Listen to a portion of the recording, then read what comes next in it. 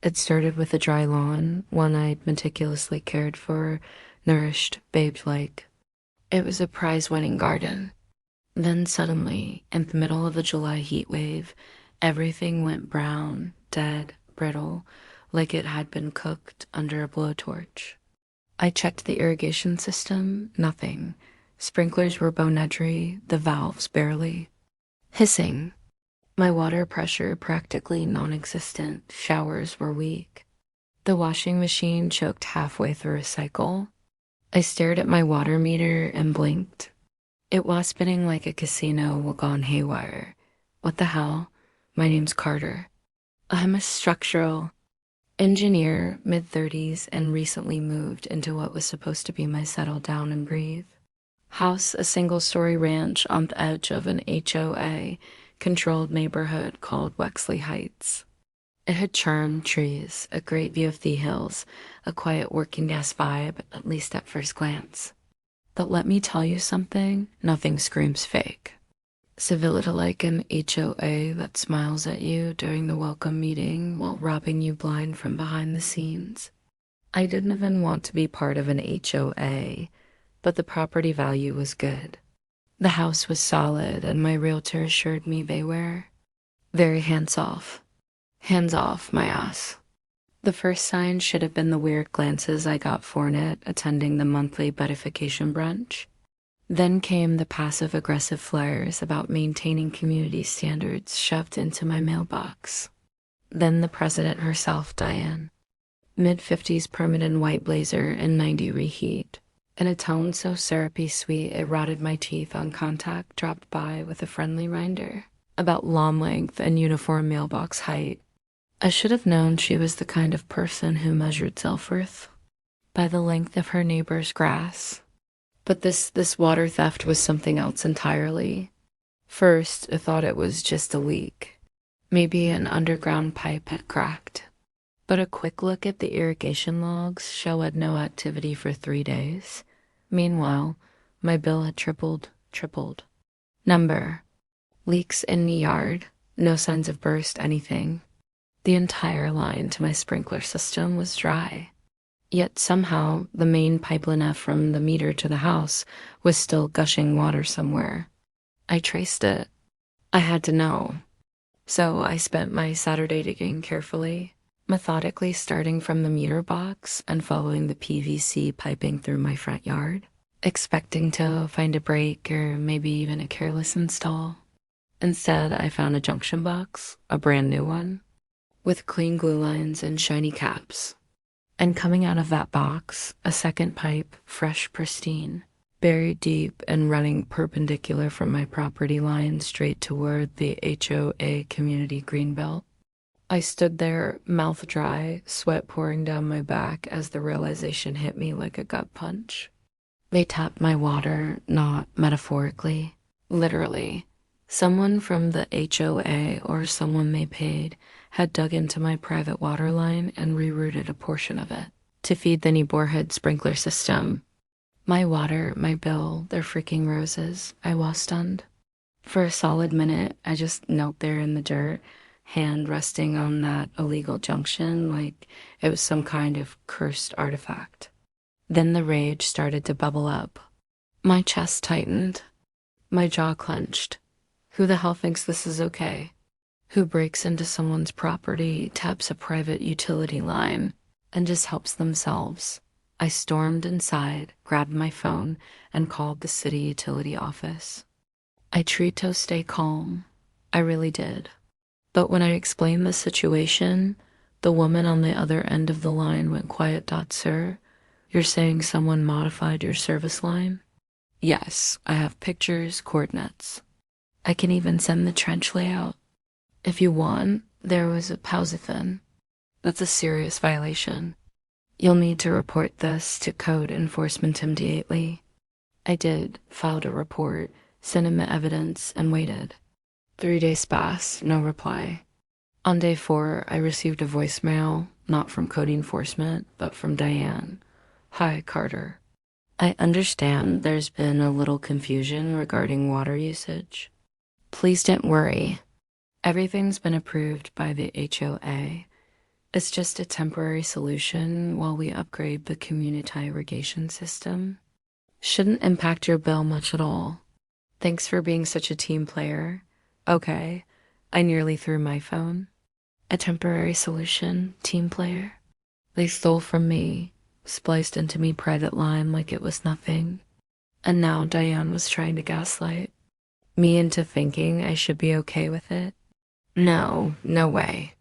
I marched over to the HOA office that same afternoon, a little cottage-style building at the center of the neighborhood, right next to the community pool.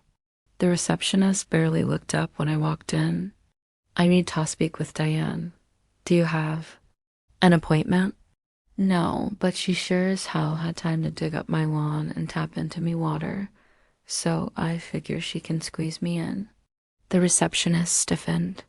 Please lower your voice, sir. I didn't point 1 minute later. I was seated in Diane's office, facing a woman who looked like she'd stepped out of a Lexus commercial.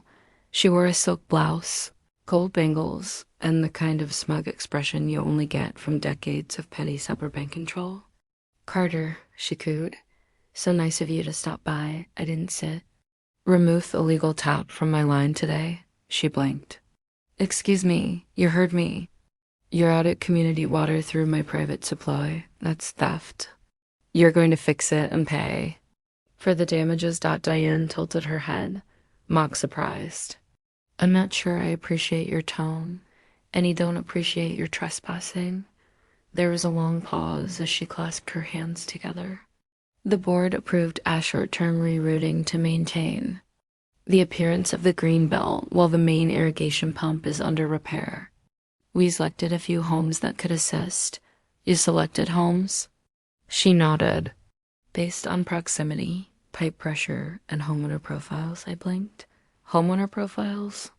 You mean you targeted people who didn't attend your little brunches and board meetings? That's a very cynical interpretation, she said smoothly. Look, I understand you're upset, but this really is for the good of the community. You wouldn't want the neighborhood looking run down, would you? Unbelievable. She was pulling the property value card. You're going to remove it, I said again, quieter this time but colder. Or I'm going to file criminal charges. This is felony theft, Diane. She smirked. Well, good luck proving intent. I'm sure the board would be happy to testify that it was an honest mix-up. I stared at her. My ears were ringing. My fists were tight. That's when I knew I couldn't win this the normal way. These people were pros, manipulative, slick. They'd built a little empire of fake politeness and legal gray zones. If I wanted justice, I'd need to play dirtier than they ever imagined. And lucky for me, I'm an engineer. I walked out without another word. The receptionist smiled nervously as I passed, but I didn't look back. My mind was already sprinting through flow diagrams, backflow pressure, valve manipulations, and pipe rerouting strategies. If they wanted to tap my water, fine, let them. But next time they turned on their precious sprinklers, they were going to get something else entirely. Over the next 2 days, I tore up my front yard.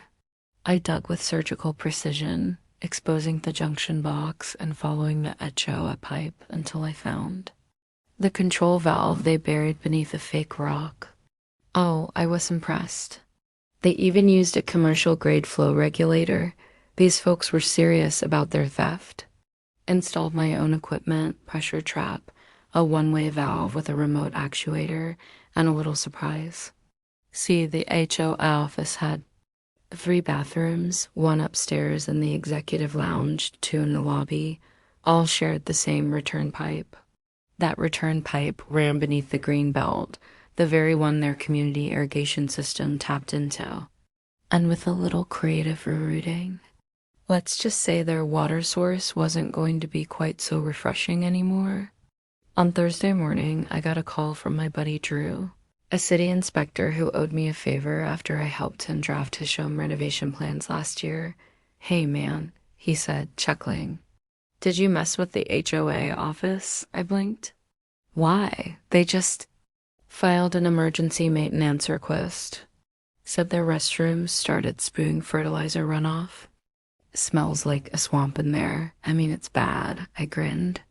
Must be some kind of irrigation MIPS. Drew laughed. Whatever you did, it's working. Word is Diane nearly fainted. I hung up and sat on my porch, watching the sprinklers in the green belt erupt one by one before the pressure shifted backward and the entire system went haywire. Water jetted out of the bathrooms at the HOA office. Brown water, rich, earthy recycled gray water with a splash of fish emulsion and kelp extract I'd accidentally poured into the reserve tank. Let's see them hold their brunches now. I sipped my coffee inside. Oh, Diane, you wanted to tap into my pipeline. Now it's your throne room that's drowning. They didn't know it was, not yet. Friday morning, the neighborhood group chat exploded. You know, the one that ridiculous app the HOA uses to announce block updates and post passive-aggressive reminders about trash bins being left out for longer than 23 minutes. Yeah, that one. This time it was total chaos. Police car light urgent. Water contamination in HOA office restrooms. Do not use police car light.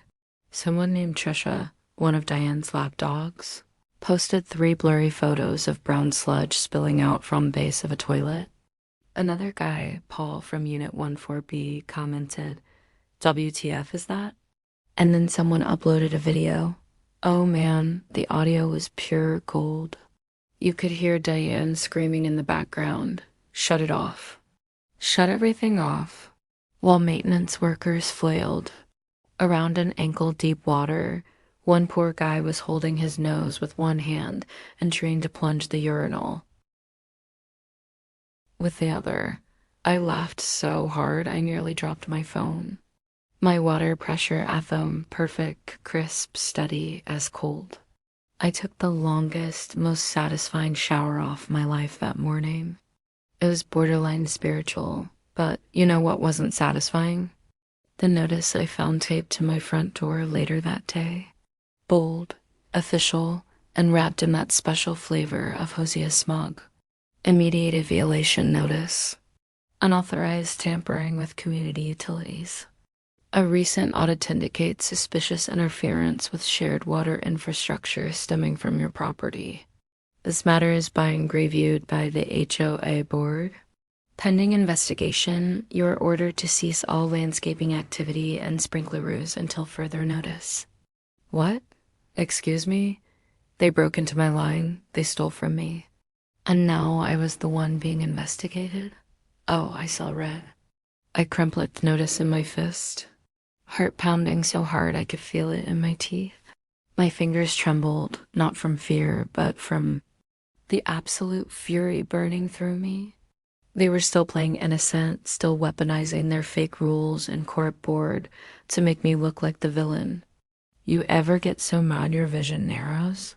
Like a tunnel forming around a crystal clear idea? Yeah, I was done playing defense. You want an investigation, Diane? I'll give you one. That night, I stayed up until 2 a.m. with a flashlight, a wrench, and a city blueprint I'd borrowed from the municipal infrastructure database. Every line, every valve, every route the community's water system took from the main to the shared irrigation to the pool to the HOA building. Wexley Heights ran on a tight loop, and had found its weak point, but first I needed proof. Actual irrefutable evidence that they trespassed on my property and committed felony theft. So I installed a new rig one that recorded every drop of outbound water, leaving my meter and tracked directional flow. I built it from scratch using a flow sensor, a Raspberry Pi, and a night vision camera mounted inside a disguised birdhouse. By Monday morning, I had everything. The log showed it clearly. Water siphoned directly from my private service line into the greenbelt pipe. Even after I shut down my own valve, the system was still draining, which meant someone had bypassed the main altogether and made a hardline connection off my meter. Not just sketchy, criminal. And you know what else I discovered? A little invoice slipped into the HOA newsletter buried in the back under community budget recap. $18,000 labeled vaguely as infrastructure repairs and water redirection project authorized. By board majority, that was it. That was their excuse. They'd taken 18 grand of community funds and secretly used it to dig up multiple yards, splice illegal connections, and power the sprinkler systems from select homeowners like me. And Diane, she pocketed that contracting fee. How do I know? Because I traced the bank routing number from the payment memo to a landscaping company called Evergreen Solutions. Guess who the owner was? Charlisle, her brother-in-law. Untelling. You therabit hole ran deep. And by the time I crawled out of it, I had a war plan. No more back and forth, no more polite requests, justice, and maybe a little chaos for dessert. That Friday, the HOA held their monthly meeting in the community center, which, by the way, still smelled like compost tea and sulfur. Attendance was mandatory for homeowner accountability. I hadn't been to one yet, but I made sure to show up early for this one. They'd set up folding chairs in neat little rows, pictures of lemon water at the table up front, and one sad tray of room tempura. Cookies. Diane stood at the head, flanked by her two loyal syphons, Tom and Judith, both wearing Wexley Hayes lanyards like they were running Homeland Security. The second I walked in, all three of them flinched. Carter, Diane called out, her voice just a little too bright. Glad you could join us, I nodded. Wouldn't miss it. I sat in the third row, middle seat, prime viewing angle. 20 minutes later, the room was packed. Maybe 40 homeowners. People whispered, "Glad's my way." I heard someone mumble, "That's the guy." Diane cleared her throat and tapped at the mic. Let's begin. The first 20 minutes were the usual HOA drill. Lawn care schedules, recycling bin etiquette, noise complaints. Then Diane took a dramatic pause. Now, she said, eyes locking on mine, we must address a serious issue, one that threatens the integrity of our entire community infrastructure. Oh boy, here it comes. She clicked a slide onto the projector. Unauthorized pipe tampering investigative. Report. A big red arrow pointed to an aerial map of my house. Gasps, whispers. Someone turned and stared at me. Diane continued, as your HOA president, it is my duty to inform you that certain residents have engaged in dangerous, selfish behavior that compromised our shared resources. My fist clenched, but I didn't say a word. Not yet. Furthermore, she said, voice rising, we believe this tampering is responsible for the contamination of the HOA office plumbing last week, resulting in significant repair costs and property damage. Oh, you mean the compost shower? My bed? She smiled tightly. We will, of course, be pursuing full restitution. I stood up. Now it was me turn.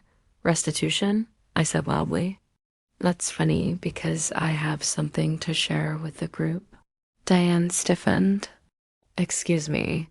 I pulled a USB stick from my pocket and held it up.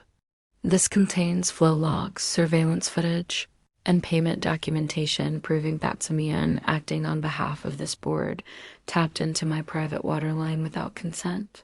Authorization? Or compensation, she paused. I also have copies of a contract issued to Evergreen Solutions for $18,000. A company registered to Charles Tisdale, who, surprise, is your brother-in-law. The room erupted, shouting, gasped. A woman in the front row covered her mouth. And if you're wondering where that water went, I continued. I traced the line directly to the community sprinkler system. I've got blueprints, timestamps, and valve pressure differentials. You didn't just rear out a pipe, Diane. You committed utility theft at scale. Lies, check wrote. This is slander. It's evidence. I cut in, and I've already submitted it to the city attorney's office, along with a formal request for criminal investigation. Into abusive office, misappropriation of funds, and trespassing. You could have heard a pin drop. Diane's face turned red, then purple, then a strange shade of gray, but I wasn't done. Oh, and by the way, I added, pulling a small remote from my jacket pocket since you all love shared systems so much.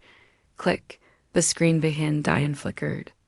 New image, live footage from inside the HOA boardroom restroom. Water gurgling up from every drain. Brown, foamy, and bubbling like a witch's cauldron. I had just activated the pressure valve I installed that morning. A final middle finger to their corruption. Just enough sludge to coat the floor.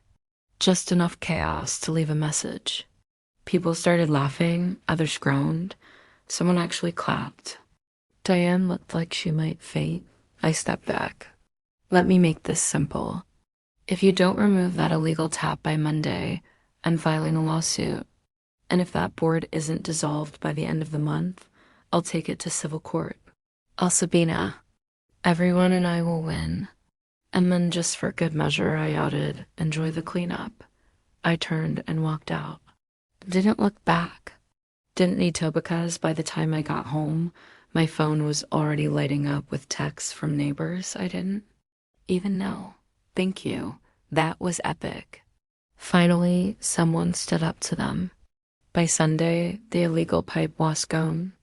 By the next month, Diane resigned, and 2 weeks after that, a city inspector deckled the HOAS budget under audit for suspicious activity, including that mysterious $18,000. They tried to stay quiet, tried to sweep it under the rug, but you can't silence mud when it's bubbling through your floors. And me, I kept my rig intact just in case they ever tried anything again. The day Diane resigned, the neighborhood changed. And I don't just mean that symbolically. I mean literally, like you could feel it in the air, lighter, less fake. The smiles. From neighbors stopped looking forced. People started making eye contact again. Even the guy across the street, the one who hadn't said a word since I moved in, gave me a solemn nod and muttered about damn time. The queen had fallen, her minions scattered. But of course, that kind of rot doesn't die quietly. I wasn't naive. I knew Diane stepping down wasn't the end. If anything, it was just the first domino. Her stink was in everything.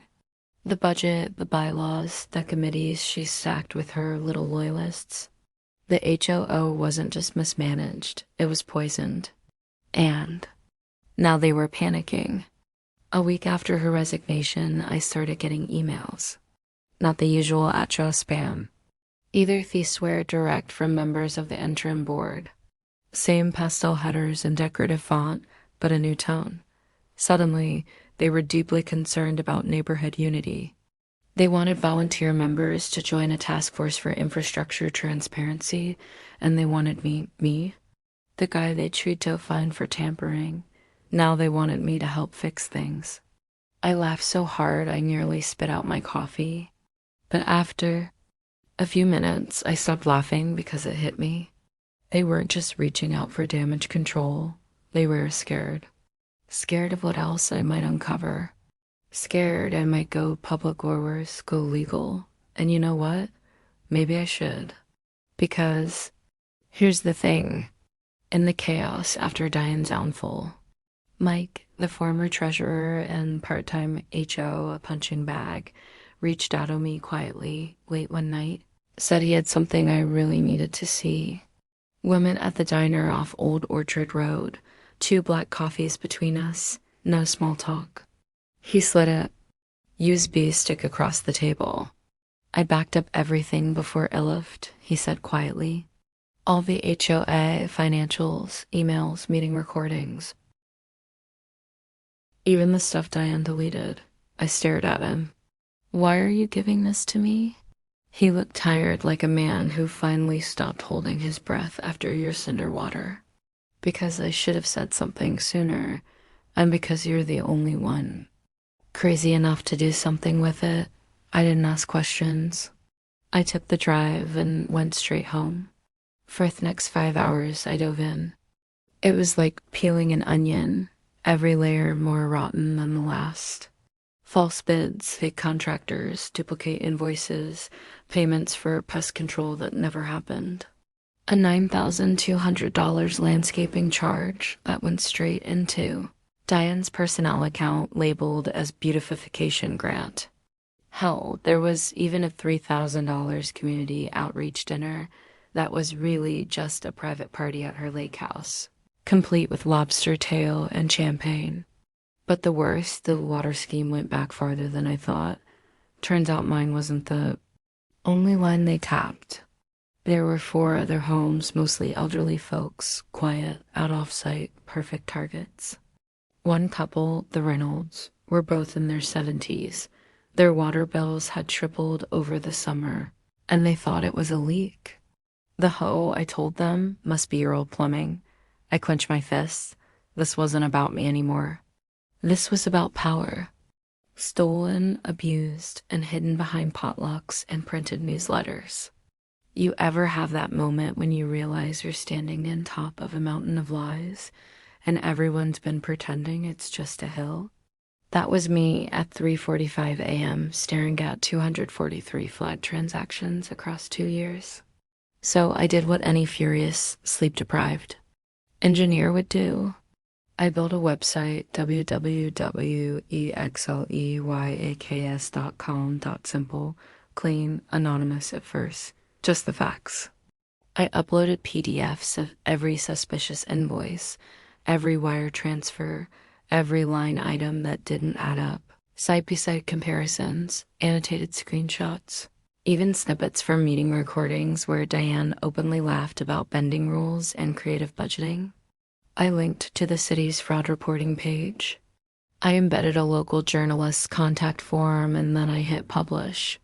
Within 24 hours, the site had 3,000 views.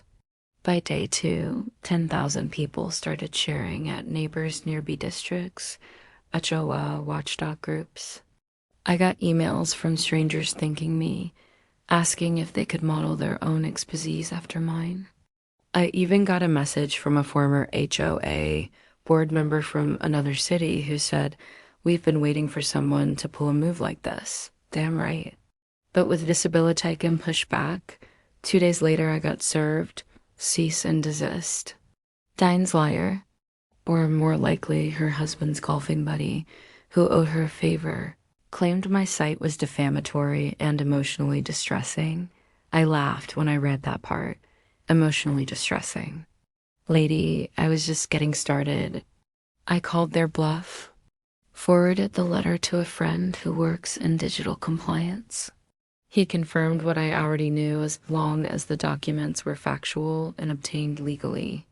Thanks, Mike. They didn't have a leg toasting on, so I posted the letter right at the top of the homepage. Update, Diane is threatening to sue us. Feel free to share the site louder. Traffic doubled overnight, then the news trucks rolled in. That weekend, a local station sent a crew to Wexley Heights. Wanted to do a segment on HOA corruption and neighborhood whistleblowers. I agreed anonymously at first. Voice modulator blurred. Face just enough mystery to make it spicy. But halfway through the interview, I changed my mind.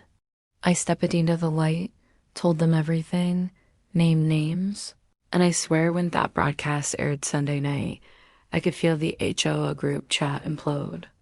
In real time. The fallout biblical. A special audit was launched by the city. Residents demanded an emergency vote to disband the board entirely. 2 members resigned immediately. Judith fled to Florida. Tom claimed medical stress leave. Diane went dark.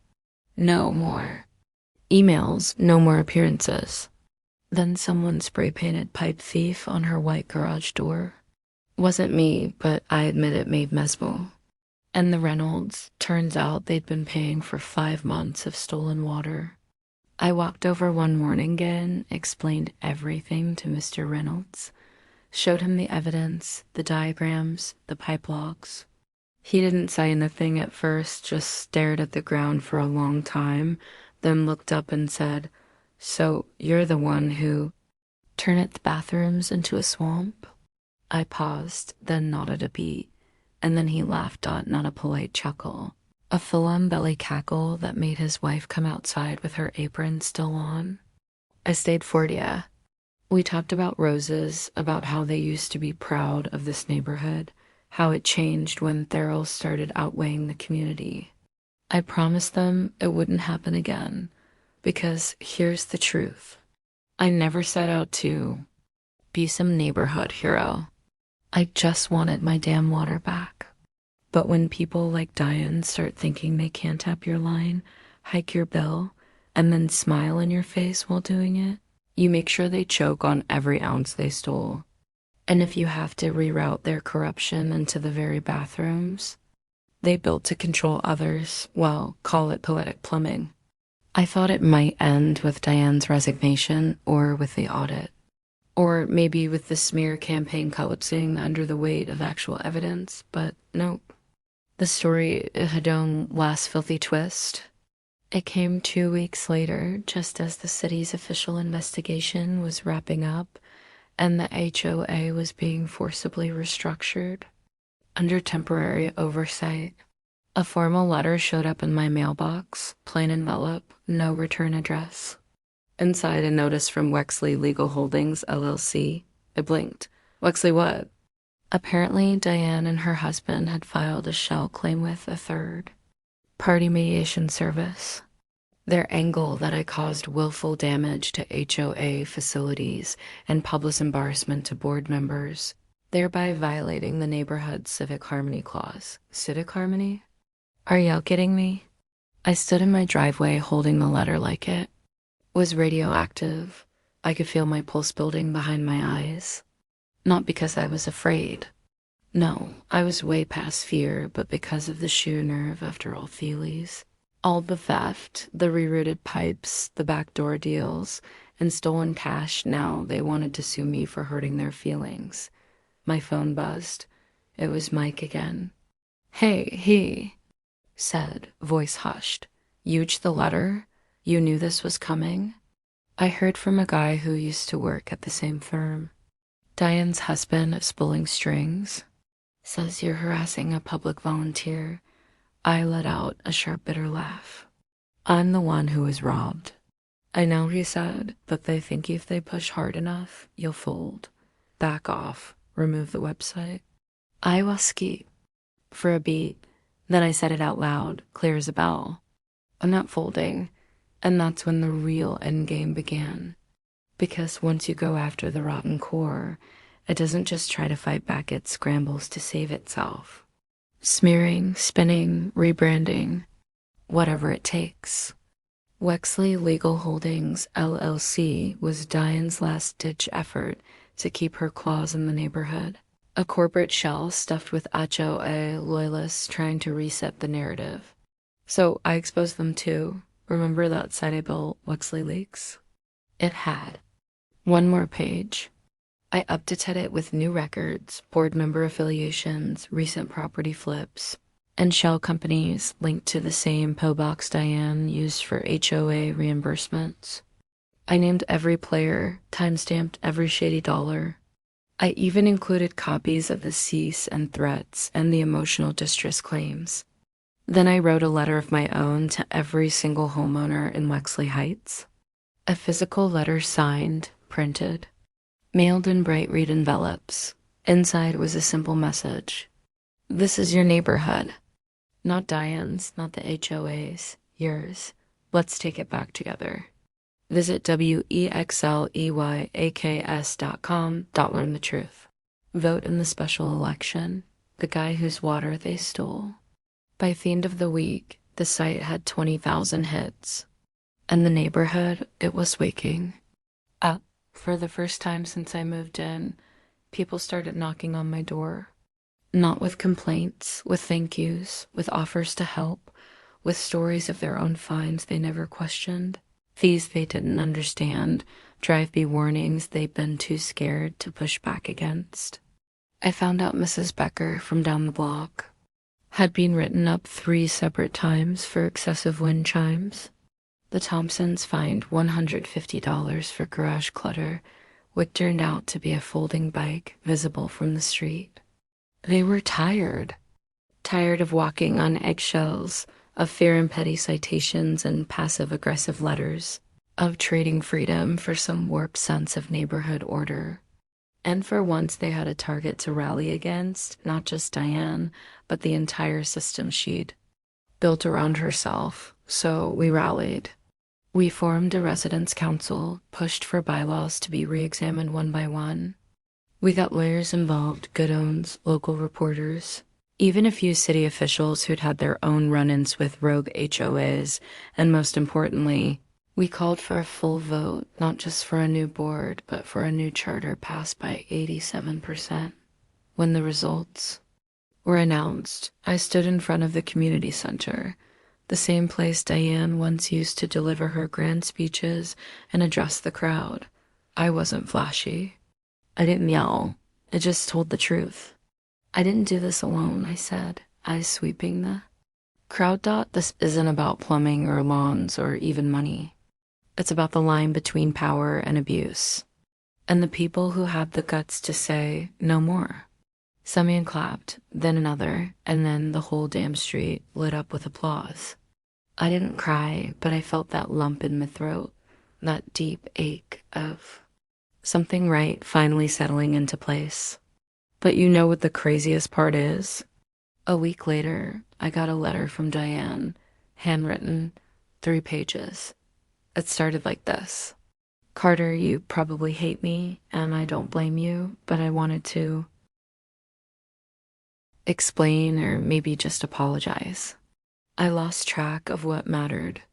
I read the whole thing twice, then folded it and put it away because maybe she meant it. Maybe she didn't, but I didn't need her apology. I had my water back. I had my name cleared. And I had a neighborhood finally living without fear.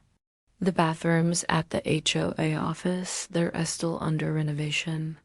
Every time I walk past, I smile a little because that was the moment it all turned. Not the speech, not the website, not the votes or the news cameras, but that first geyser of sludge erupting into their marble-tiled throne room. A fitting symbol, perfect metaphor. You tap into Samyon's line without asking. Be ready for the backflow because justice doesn't always knock politely.